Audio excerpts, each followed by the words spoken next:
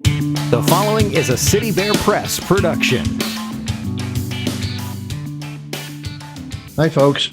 This is Andy McCabe, the publisher of City Bear Press, and we have with us today Sarah Carrasco, the author of the Autism Help Book. And Sarah is also a contributor to Autism Essentials, and she has a wonderful chapter on legal.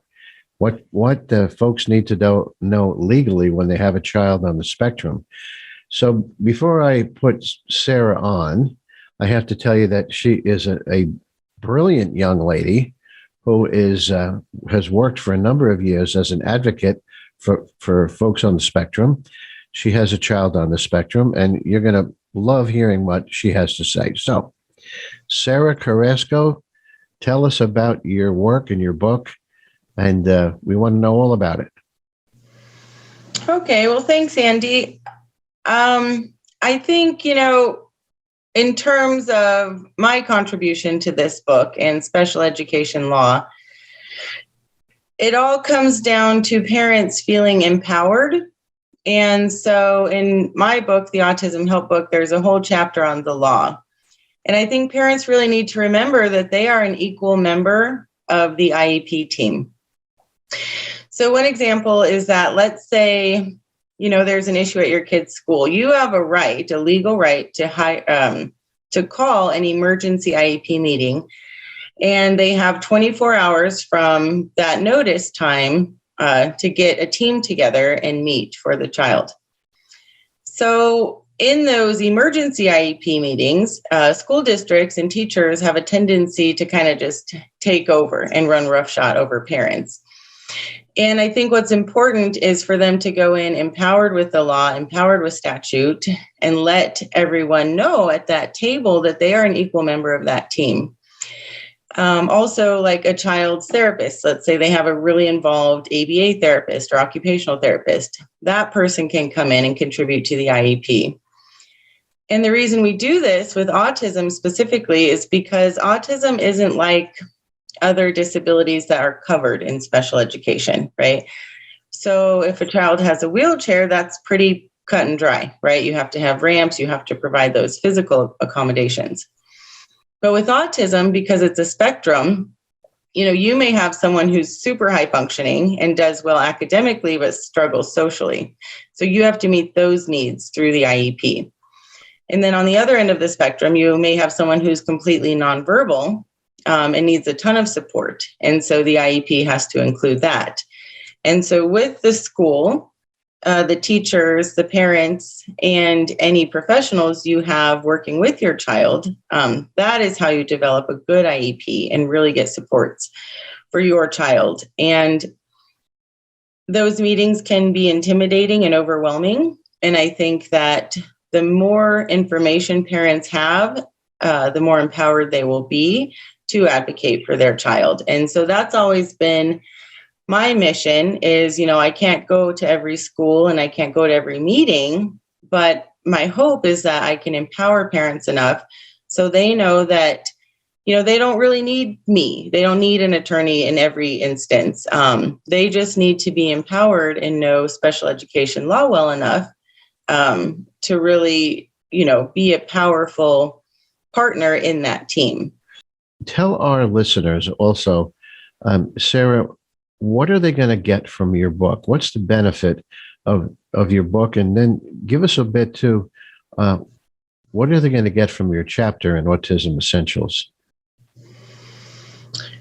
Well, so my contribution to Autism Essentials is short, but I think it's really to the point. And so if parents just understand FAPE, the Free Appropriate Public Education Act, and how that relates to the Americans with Disabilities Act, which is basically like this umbrella, and it's sort of like, this bubble of protection for our children.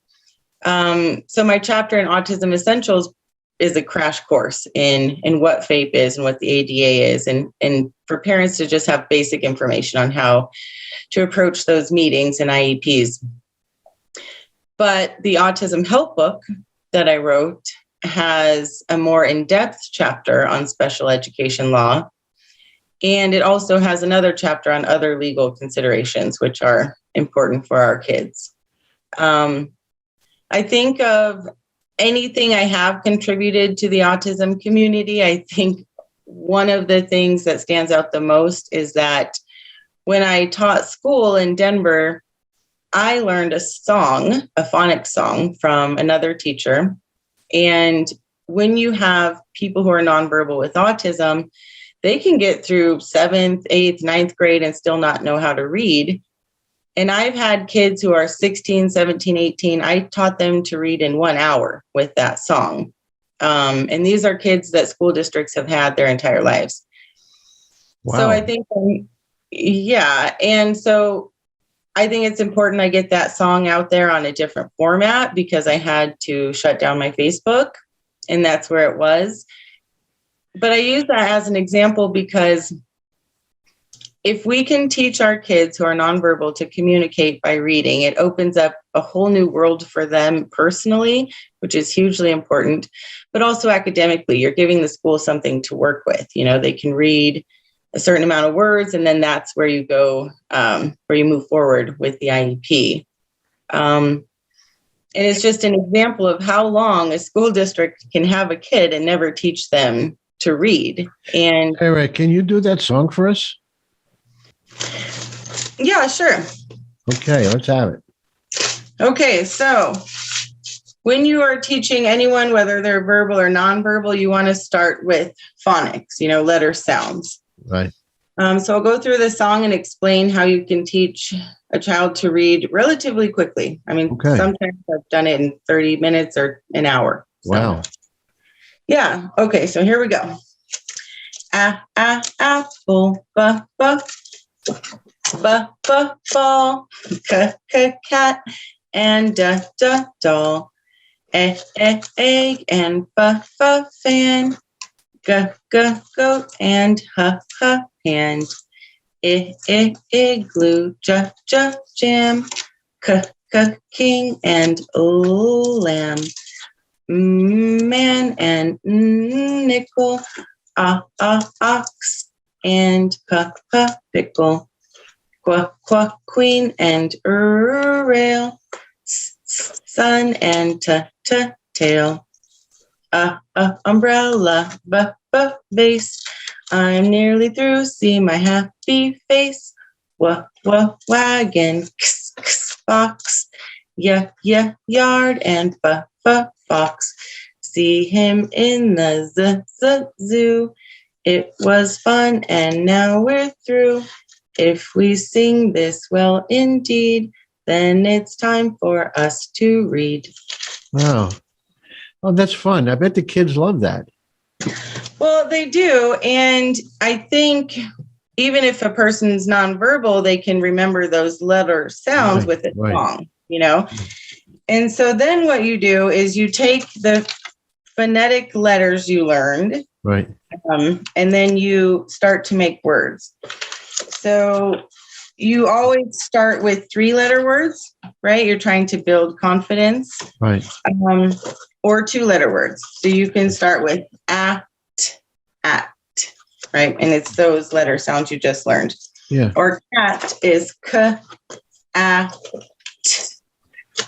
Nice. Sarah, if I can, I need to move on to your chapter in Autism Essentials, and just a bit on, because you came under the section of legal.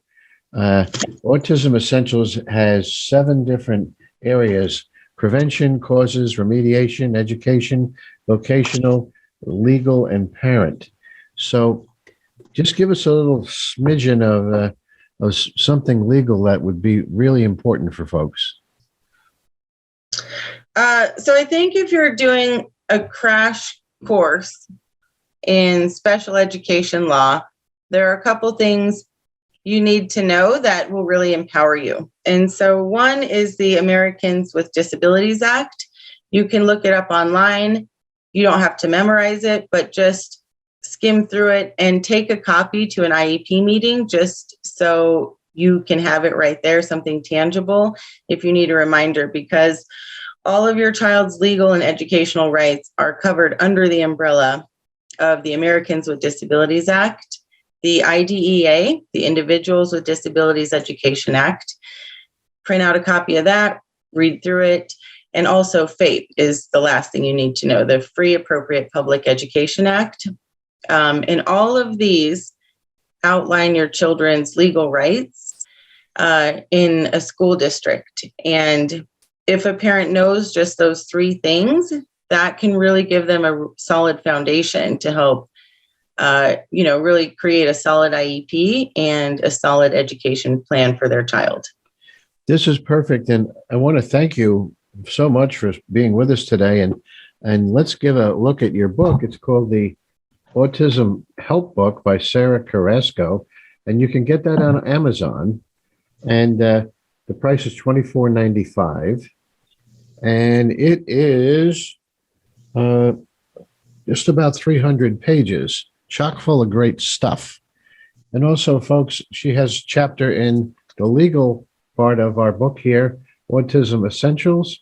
And as you can see from our briefing get together today, Sarah is full of just great information. And thanks very much for being with us, Sarah. Great job. And I especially like that wonderful song. So Happy New Year and have a great day.